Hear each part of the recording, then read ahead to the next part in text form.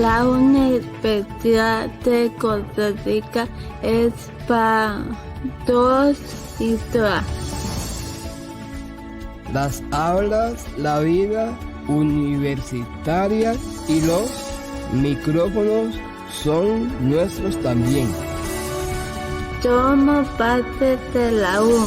Una producción de PROIN, el programa institucional de inclusión de personas con discapacidad cognitiva a la educación superior y las radioemisoras de la Universidad de Costa Rica. Somos parte de la U. Muy buenas tardes. Bienvenidos y bienvenidas a Somos Parte de la U. Yo soy Luis Alfonso y me encuentro muy agradecido por su sintonía un día más. Carla, ¿cómo estás? Hola Luis, muy bien y contenta de estar otra vez acá, porque hoy el tema está interesante, de esos temas que uno escucha mucho, pero cuando lo analiza un poco más ya no es tan sencillo. Es correcto, justo eso estábamos comentando antes de entrar. La educación inclusiva se menciona muchísimo, pero uno trata de aterrizarlo. Empiezan las preguntas. Claro, porque una cosa es el concepto y otra muy distinta es cómo se vive de un aula con docentes o estudiantes distintos y recursos limitados. Y es necesario entender, además, si el sistema realmente está preparado para atender los requerimientos del estudiantado. La semana pasada hablábamos con don Álvaro Mendieta sobre materia laboral y hoy nos centramos más en la educación. Exacto. La inclusión no es solo para ser aplicada en papel, es aprender y participar en igualdad de condiciones. Para profundizar en este tema, hoy nos acompaña doña Gilda Aguilar Montoya. Doña Gilda tiene más de 30 años de experiencia en el Ministerio de Educación Pública. Fue jefa del Departamento de Apoyos Educativos y la primera directora del CENAREC. Además, ha sido profesora universitaria y asesora nacional de educación especial. También ha trabajado en procesos de educación inclusiva fuera del país. O sea, podemos afirmar que es una persona que ha estado directamente en la construcción de este tema en Costa Rica. Doña Gilda, bienvenida a Somos Parte de la U. Hola, ¿cómo están? Un gusto estar con ustedes esta tarde acompañándoles en este importante programa y bueno, con mucha alegría de poder hablar sobre este tema tan importante y tan necesario. ¿Qué es la educación inclusiva realmente? Bueno, la educación inclusiva se puede definir desde varias perspectivas, pero tal vez la más simple es decir que todas las personas tienen el derecho a estar juntas en las aulas educativas. O sea, que es la educación para todos y para todas. Así fue definida inicialmente. Pensando en que durante mucho tiempo hubo espacios educativos que no estuvieron permitidos para todas las personas. Y cuando estamos hablando de educación inclusiva, y hoy más que nunca, ese derecho a la educación, hoy no hablamos solo del derecho a la educación, sino el derecho a una educación inclusiva. Y es reconocer que las personas son diversas, pero que tienen el derecho todas de estar educándose juntas, ¿verdad? Pero que no es solo estar juntos, sino eliminando las barreras que puedan existir, que no permitan que esas personas, que todas las personas nos eduquemos juntas. ¿Cuándo comienza a hablarse de esto en Costa Rica? Bueno, hay una fecha importante. En 1994 la UNESCO celebra una reunión muy importante que de ahí surge la Declaración de Salamanca con participación de representantes de muchos países, incluyendo Costa Rica. Ya desde antes, la UNESCO venía haciendo reuniones a nivel internacional, que recogía elementos muy importantes de educación para todos. Y esta declaración de Salamanca define por primera vez, habla por primera vez de aulas inclusivas y habla de centros educativos inclusivos o escuelas inclusivas. Eso fue en 1994, 2 años antes justo de que en Costa Rica se aprobara la ley 7600, ¿verdad? Que fue un elemento muy importante. Aunque ya había, digamos, antecedentes previos, ¿verdad? Porque en los países nórdicos ya se venía también hablando sobre educación inclusiva, pero tal vez en Costa Rica ese fue, digamos, la participación de Costa Rica en esta declaración de Salamanca. En ese momento esa reunión se llamó Atención de las Necesidades Educativas Especiales y hizo que a partir de ahí en Costa Rica se empezaran a modificar algunos se surgió una política específica en el 97 sobre, en ese momento también se llamaba necesidades educativas, que después vamos a ver cómo ese término también fue cambiando, pero uno podría pensar que esa fue una fecha que marca un hito histórico importante en Costa Rica, porque se empiezan a modificar aspectos en el sistema educativo para dar mayor apertura y se empieza a hablar por primera vez, ¿verdad? Por lo menos con mayor contundencia en el sistema de inclusión educativa. ¿Cómo era antes la educación para personas en situación de discapacidad? ¿Existía algo?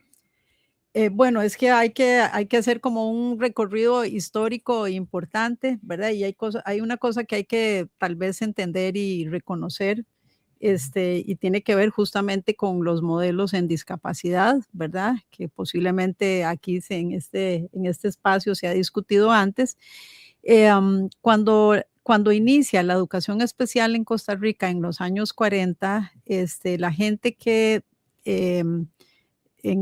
cuando don Fernando Centeno Güell habla por primera vez de educar a personas en situación de discapacidad, la gente decía que él estaba loco, porque él estaba dando la oportunidad para que las personas con discapacidad se educaran. Hoy día entendemos que ese modelo está superado, era un modelo que en su momento fue muy importante porque abrió una puerta, pero que después cuando fuimos ampliando el conocimiento y también hubo nuevas perspectivas como conocimos más sobre el modelo social de derechos y sobre discapacidad, entendimos que las personas con discapacidad no tenían que estar en espacios segregados, ¿verdad? Como fueron en su momento los centros de educación especial, las aulas integradas.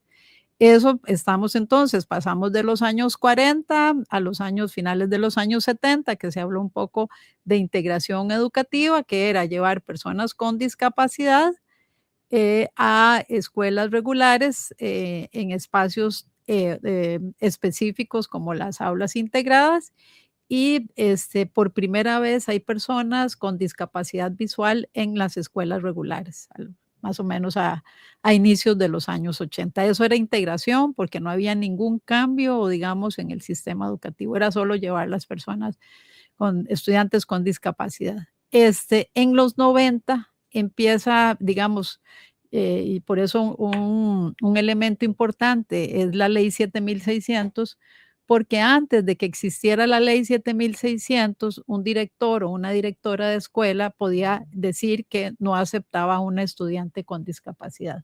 O sea, ya se arrogaba el derecho o esa persona de decir quién entraba y quién no entraba. A partir de la ley 7600, ningún director o directora de escuela puede negar el ingreso a un centro educativo a una persona con discapacidad, diciendo que como es una persona con discapacidad no puede entrar. ¿verdad? Y después, justamente como les decía, con la Declaración de Salamanca, se empieza ya a hablar con mayor, se empieza a hablar más de educación inclusiva, ¿verdad? Alguna gente pensaba que la educación inclusiva era como una continuidad de la integración, que era llevar estudiantes en situación de discapacidad a las escuelas. Y realmente la educación inclusiva va mucho más allá de eso. O sea, no es solo el acceso. Hay otros elementos que son muy importantes para considerar que estamos hablando de educación inclusiva. Entonces, ese primer paso, ¿verdad? Recuerden que fue la ley y que ahora podemos ampliar cuando creo que el respaldo más importante a la educación inclusiva viene con la Convención sobre los Derechos de las Personas con Discapacidad. ¿Qué es algo que usted diría que ha cambiado en los últimos tiempos para las personas en situación de discapacidad respecto a la educación? Bueno, creo que justamente, digamos, la legislación ha sido importante, tanto la ley como la Convención sobre los Derechos de las Personas con Discapacidad. Digamos, la legislación es importante, pero eso automáticamente no cambia la percepción a veces que tiene la gente sobre las personas en situación de discapacidad. Y creo que lo que sí ha cambiado en los últimos años y que no, o tal vez que se ha fortalecido, es el que las familias de las personas en situación de discapacidad, los padres y las madres de familia, que históricamente son quienes más han tenido la fortaleza para luchar, ¿verdad? Porque casi todos los cambios que se han dado en el sistema educativo para las personas en situación de discapacidad ha sido por presión de las familias. Eso ha llevado justamente a cambios políticos, ¿verdad? Que han hecho que la educación inclusiva continúe caminando. Pero tal vez hay un elemento que a veces no se considera y es que justamente la mayor barrera para la inclusión siguen siendo los estereotipos y los prejuicios que hay hacia la población en situación de discapacidad. ¿Y cómo podemos cambiar esos estereotipos y prejuicios? Con la interacción. ¿Cómo se conoce a las personas en situación de discapacidad? Sí, estando con ellas, participando, interactuando. Entonces, en la medida que empezaron a entrar y a tener ese derecho, a ejercer ese derecho, a estar en la educación regular, las personas en situación de discapacidad, hubo una mayor presencia, ¿verdad?, de las personas con discapacidad, lo que permitió que los docentes, las personas docentes, los administrativos conocieran. Pero eso también hizo que otras familias entendieran que sus hijos también tenían derecho. Y eso, siguió, digamos, aumentando, la población en las aulas regulares. ¿Qué implica entonces? Este, hay tiene que haber un cambio en la cultura, cómo vemos a las personas en situación de discapacidad. Si yo las veo desde una perspectiva siento que son personas que no pueden aprender, ahí lo que estoy teniendo es un prejuicio, ¿verdad? Porque ni siquiera me he dado la oportunidad de conocerlas, ¿verdad? De hacer una propuesta educativa, ¿verdad? Para que puedan o ver cuáles son las barreras que están impidiendo que esa persona aprenda. Entonces, creo que el cambio más importante que se ha dado, pero en el que hay que fortalecer y trabajar más, es eliminar estereotipos y prejuicios, porque los prejuicios es una idea que yo tengo de alguien cuando ni siquiera la conozco. Entonces tengo que permitir conocer a esa persona porque los estereotipos y los prejuicios generan discriminación, impiden que la gente participe activamente en los procesos educativos.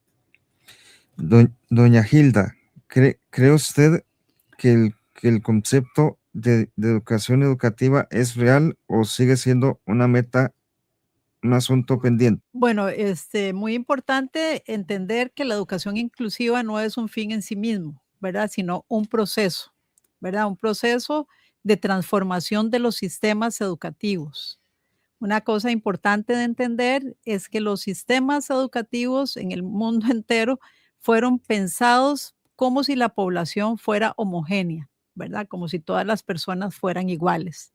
Por eso, la educación inclusiva ha sido un desafío muy grande para los sistemas educativos. ¿Por qué? Porque es transformarlos para que realmente se comprenda que todas las personas somos diferentes, ¿verdad? Este, Cuando uno piensa de cómo están diseñados, bueno, que todo el mundo cuando entra a primer grado tiene que tener la misma edad, cuando está más o menos en tercer grado tiene que tener la misma edad, y a veces también la creencia, ¿verdad? O a veces como han sido formados de pensar que cuando yo voy a dar clases a un noveno año, todos los estudiantes son iguales, cuando realmente la población es diversa.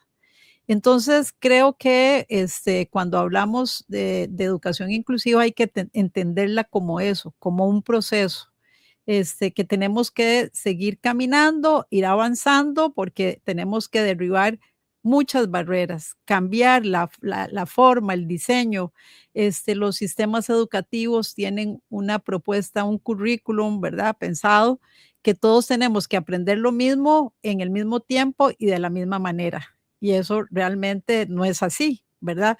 Pero cambiar eso ha sido bastante difícil porque la gente sigue creyendo que las personas aprendemos que todos aprendemos igual, cuando todos aprendemos de forma diferente. Entonces, por eso no es una tarea que está acabada, sino que tenemos que seguir trabajando mucho, porque para transformar un sistema educativo hay que trabajar mucho cómo se forman las personas docentes, cómo está pensado los planes de estudio, cómo están pensados los grupos, cómo están diseñadas las estructuras que a veces son demasiado rígidas y que por eso que es una barrera. Eso puede ser una barrera muy importante de derribar. En la práctica, ¿qué ocurre en un aula cuando no existen los apoyos necesarios para atender la diversidad de estudiantes? Bueno, un elemento importante en la educación inclusiva es garantizar los apoyos educativos, que esos apoyos pueden ser apoyos materiales, pueden ser apoyos organizativos, pueden ser apoyos personales, ¿verdad? O pueden ser incluso productos de apoyo. Que es muy importante de conocer. La gestión de los apoyos es una responsabilidad de cada centro educativo. Cada centro debe gestionar los apoyos que se requieren. ¿Cómo hacemos ese paso? Bueno, lo primero que nosotros deberíamos detectar, ¿verdad? Recuerden que uno de los elementos más importantes de la Convención de los Derechos de las Personas con Discapacidad es que justamente lo que tenemos que trabajar son las barreras, ¿verdad? Las barreras que realmente no están en la persona, sino que están en el entorno.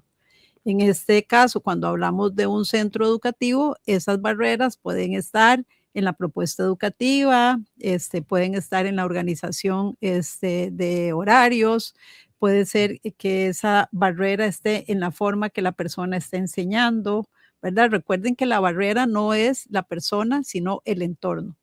Entonces, cuando estamos hablando de qué está pasando en el sistema educativo, la educación inclusiva es un tema político, ¿verdad? Y eso es muy importante de reconocer. ¿Por qué? Porque para que la educación inclusiva pueda tener avances se requieren recursos. Y los apoyos deben brindarse y para que se den esos apoyos se requieren recursos. Entonces, ¿por qué es un tema político? Porque hay que garantizar esos recursos y esos apoyos en cada centro educativo. Eso no está pasando en este momento. No todos los apoyos están siendo ofrecidos a todos los estudiantes que lo requieren, ¿verdad?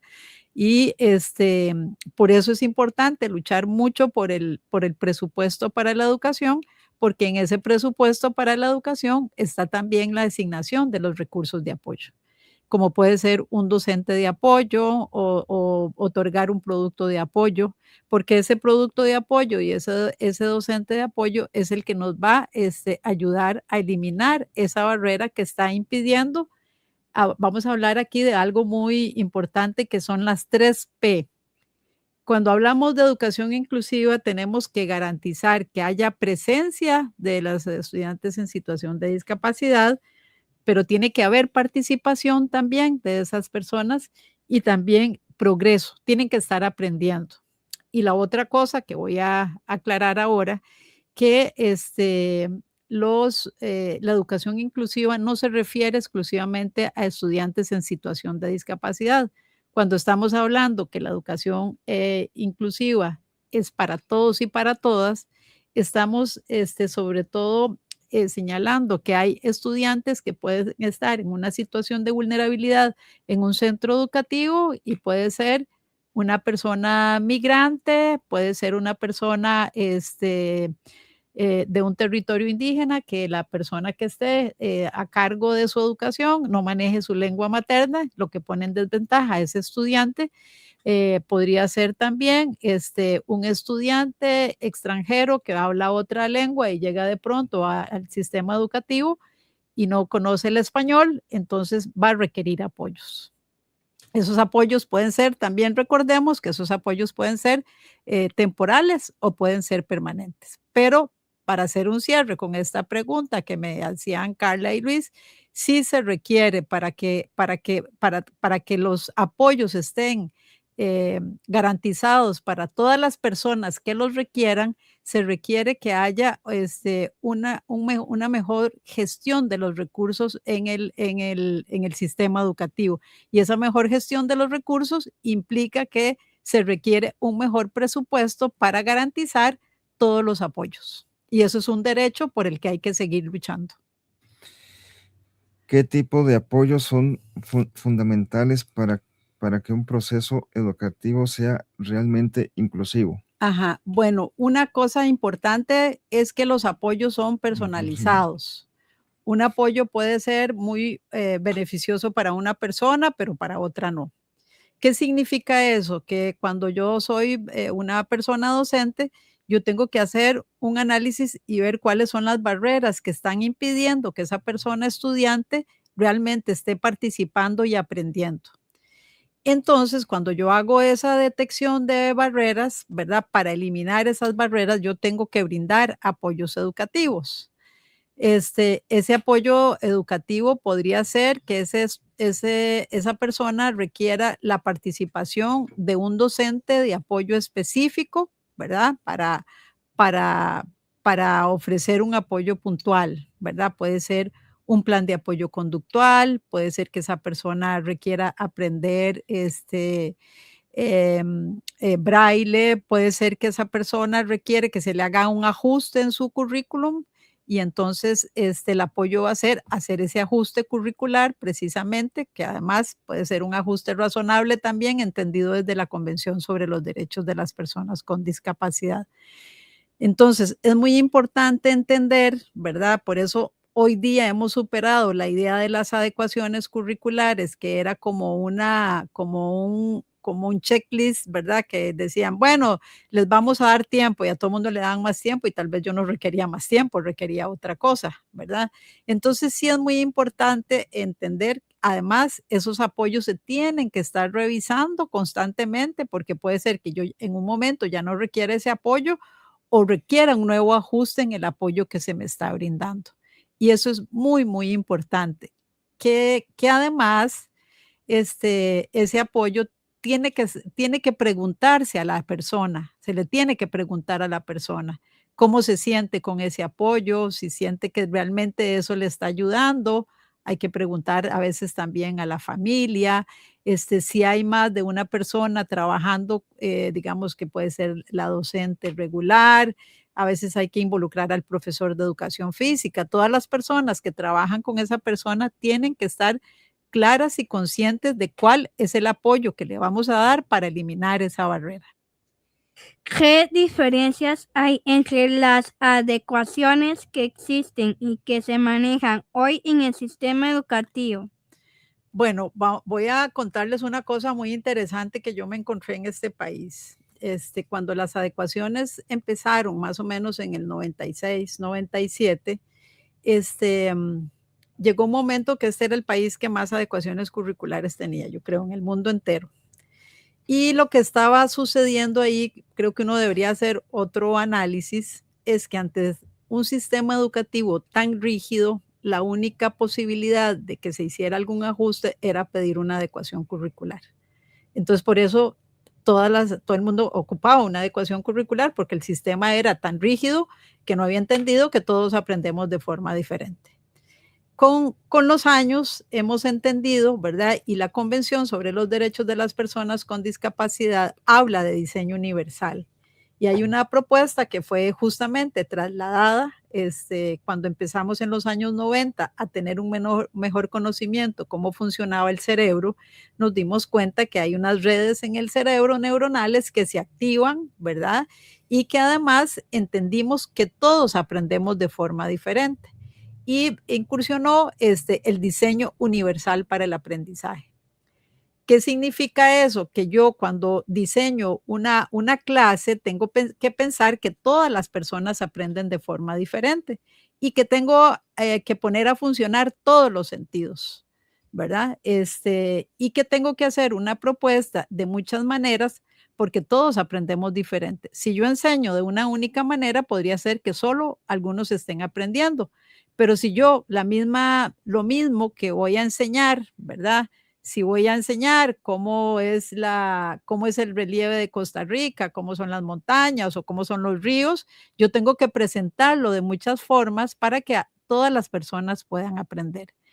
Entonces, si usáramos mucho más el diseño universal, que además está incluido en la política curricular que sigue vigente, lo que pasa es que no se ha puesto en práctica en los últimos años, el diseño universal nos permitiría desde el diseño entender esa diversidad y no tener que estar haciendo tantos ajustes después como tener que estar usando tantas adecuaciones curriculares.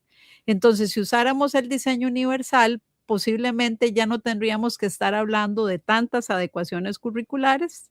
Posiblemente tendríamos que hacer algún ajuste curricular significativo para algunas personas, pero si desde que diseñamos, eso es como diseñar un edificio. Si yo desde que voy a pensar en hacer un edificio, pienso que las personas que van a llegar a ese edificio, unas no van a poder subir las gradas y van a requerir una rampa, pero si yo desde que estoy pensando en hacer ese edificio, le hago rampas, le pongo un ascensor, entonces las personas que usan una andadera o las mamás que llevan un coche o una persona que lleva una silla de ruedas, les va a ser más fácil llegar. Entonces, cuando aplicamos esa idea del diseño universal a la educación, o sea, para hablar de educación inclusiva tenemos que hablar de diseño universal para el aprendizaje, porque desde que diseñamos estamos pensando en todas las personas y entonces no tendríamos que estar haciendo tantos ajustes posteriores. Creo que eso es un cambio importante también para entender las adecuaciones curriculares y pensar que las adecuaciones, como las pensamos en los años 90, ya deberíamos ir desechando eso, cambiando un poco esa idea y pensar desde el diseño universal. Desde su experiencia, ¿qué tan preparado está actualmente el sistema educativo costarricense para atender a estudiantes con diferentes requisitos de apoyo?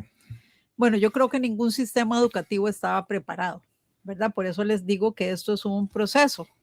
Y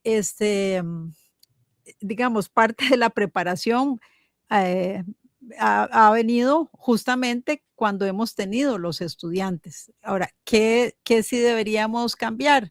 O sea, ya están los estudiantes, ya sabemos que eso es un derecho. Lo que no podemos seguir es haciendo las cosas como se hacían en el pasado, como pensando cómo seguir actuando como si la diversidad estudiantil no existiera.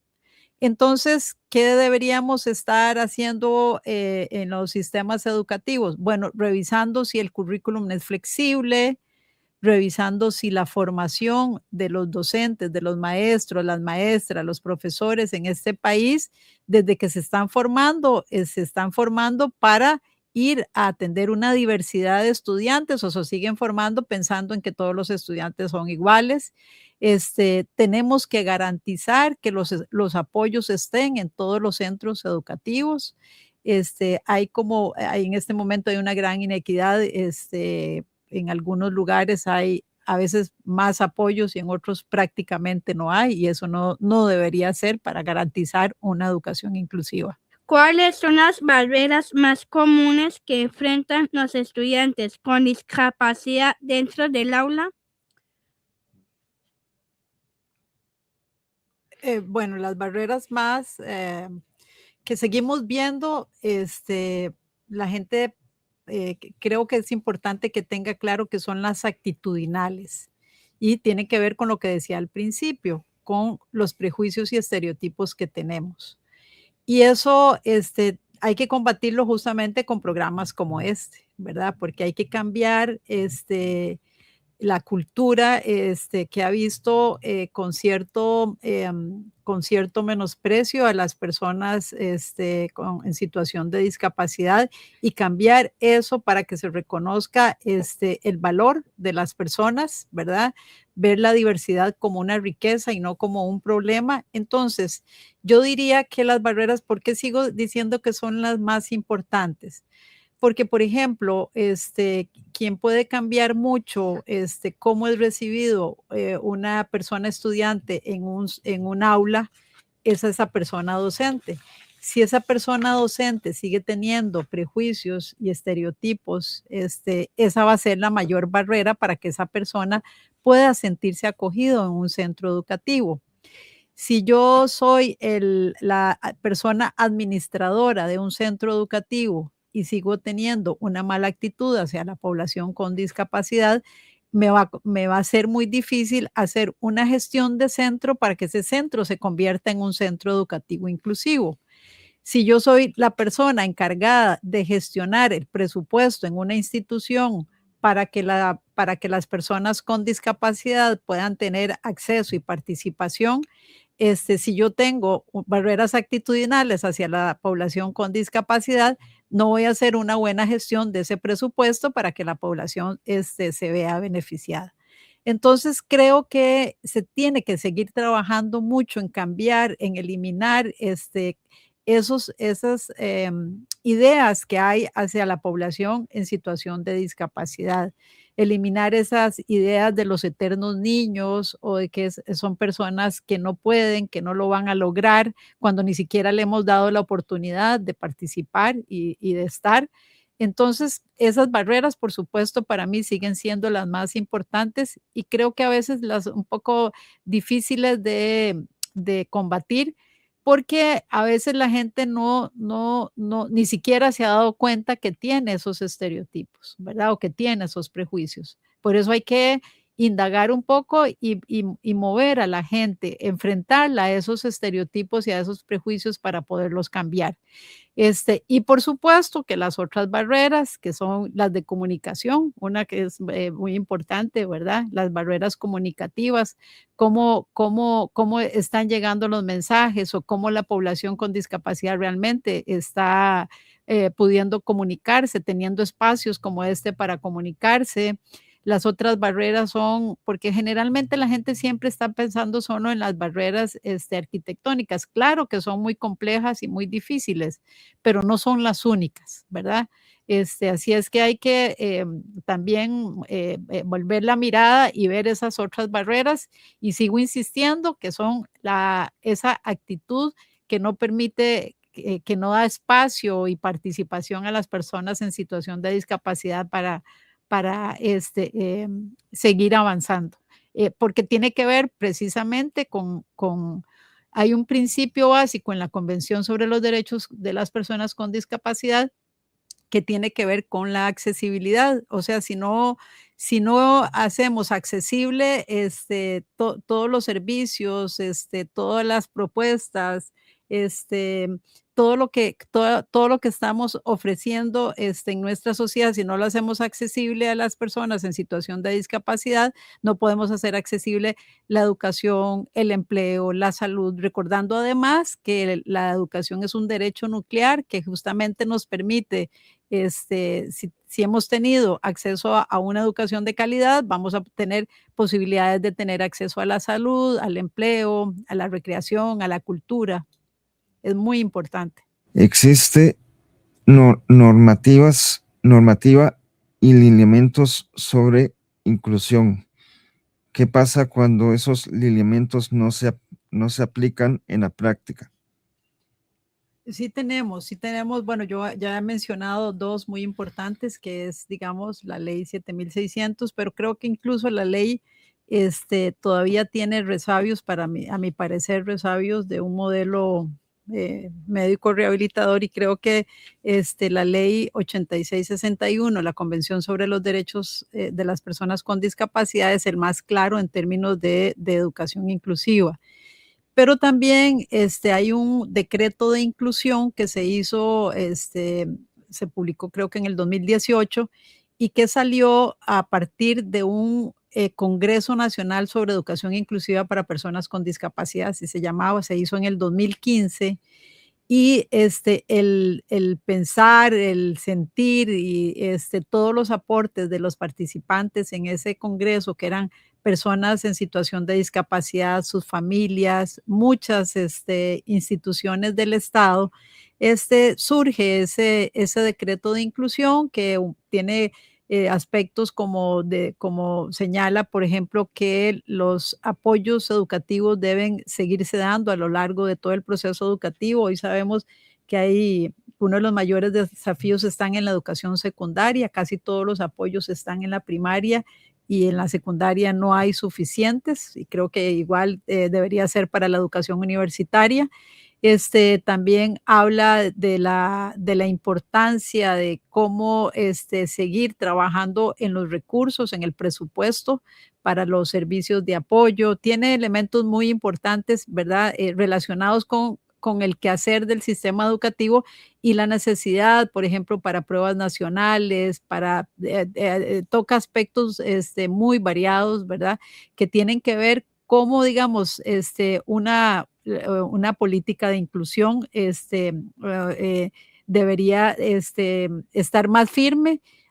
Hubo en algún momento una propuesta de hacer una política de educación inclusiva, que algunos países la tienen específica, este país no la tiene, este, no se ha logrado, y creo que hay que seguir trabajando en eso, que sea mucho más puntual para que se puedan, porque ya hay una legislación de base muy importante, pero ¿qué es lo que pasa cuando, bueno, y ahora volviendo a la pregunta, qué pasa cuando esa legislación o esa normativa no se está cumpliendo? Ahí en el caso de la población con situación de discapacidad, creo que es muy importante, la gente que nos está oyendo, que se siga el debido proceso. ¿Quién es la persona responsable que debería estar garantizando que eso esté pasando en un centro educativo? El director o la directora. Cuando una persona siente que se están violentando sus derechos, ¿verdad? Que no se están cumpliendo por ejemplo, los apoyos pertinentes, él o su familia debería acudir primero al director o la directora de la escuela. También recuerden que en todos los centros educativos hay un comité de apoyo que lo preside justamente el director o la directora. Esa sería la primera figura.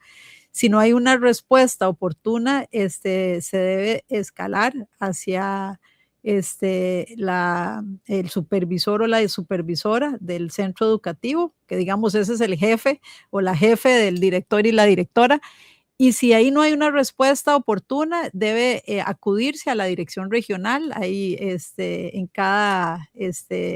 hay 27 direcciones regionales de educación, y ese es el proceso que hay que seguir. Hay personas que, si eso no ha llegado a cumplirse, no ha habido una respuesta oportuna, buscan otras salidas a las cuales tienen derecho, por supuesto, como es la sala constitucional, la defensoría de los habitantes, ¿verdad? Que es muy importante que la gente haga uso justamente de ese derecho, ¿verdad? el cumplimiento de toda la normativa que existe en el país, en la medida que la gente demande, ¿verdad? Ese derecho y pueda hacer uso de toda esa normativa existente, creo que eso fortalece, ¿verdad? Porque muchos de los cambios que se han dado justamente es cuando ha habido incumplimientos y ha habido, por ejemplo, sentencias de la Sala Constitucional, lo que abre espacios importantes. Sabemos que ella está pensionada. Se ha dedicado a nuevos proyectos durante este tiempo. ¿Podría contarnos un poco? Pues sí, me mantengo bastante activa. Creo que más al principio cuando decían que era experta de la educación inclusiva, yo creo que lo que soy una apasionada y creo que todavía tenemos muchas tareas, por eso me costó irme. Me quedé en el ministerio 8 años más de lo que me correspondía porque creo que todavía hay muchas tareas por cumplir, muchos desafíos y que hay que seguir trabajando. Apoyo algunas organizaciones en forma voluntaria, hago muchos trabajos con NaciDown, y bueno, cuando también me llaman de muchos lugares y a veces hago en forma privada con un grupo también, hacemos capacitaciones en centros educativos justamente sobre este tema porque hay mucho, hay que promocionar y trabajar mucho la educación inclusiva. Para cerrar, ¿qué mensaje le gustaría dejar sobre el futuro de la educación inclusiva en Costa Rica? Bueno, yo tengo una esperanza de que podamos seguir avanzando. Bueno, yo que estuve 34 años y puedo decir que sí ha habido cambios, ¿verdad? No tan rápidos como se quisiera y como son necesarios, pero sí tengo la esperanza que podamos seguir transformando este sistema educativo. Y creo que además uno de los aspectos más importantes que hay hoy día es que la palabra y la voz la tienen las propias personas en situación de discapacidad.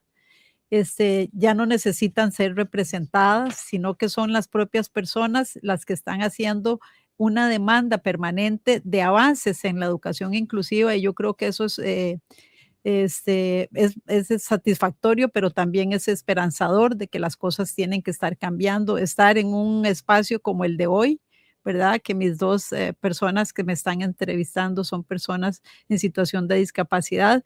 Eso significa que hay cambios muy, muy importantes y que tenemos que seguir abriendo espacios como este, de toma de conciencia, que es uno de los capítulos también de la convención. La toma de conciencia se hace con espacios como este.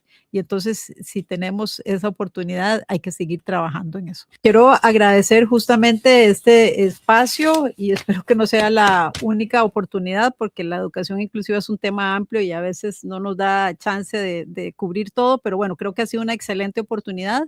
Agradecer a Carla y a Luis la entrevista y al programa por esta oportunidad y bueno, con mucha esperanza de seguir trabajando en esto. Muchas gracias a doña Gilda por acompañarnos hoy. Ha sido un gran placer tenerla aquí y poder conversar un rato sobre todas las necesidades del sistema en cuanto a educación. Gracias por compartir su experiencia. Ha sido muy, muy valioso poder escucharla y tener de buena fuente toda la información. Gracias a quienes nos escuchan por seguir escuchando todo lo que tenemos que decir cada miércoles. Así es, gracias a vos, Carla, por acompañarme hoy, a Radioemisoras UCR por la oportunidad y a ustedes por la escucha. Esto fue Somos Parte de la U. Nos escuchamos en la próxima. Hasta luego. Hasta pronto. La Universidad de Costa Rica es para todos y todas.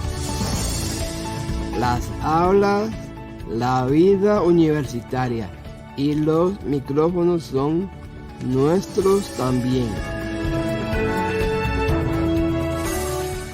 te acaba de escuchar, somos parte de la U.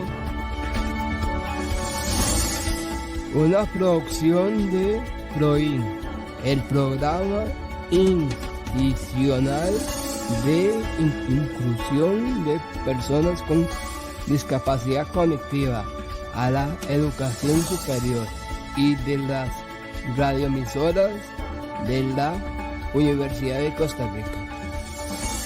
Producción Elena Jensen. Somos parte de la U.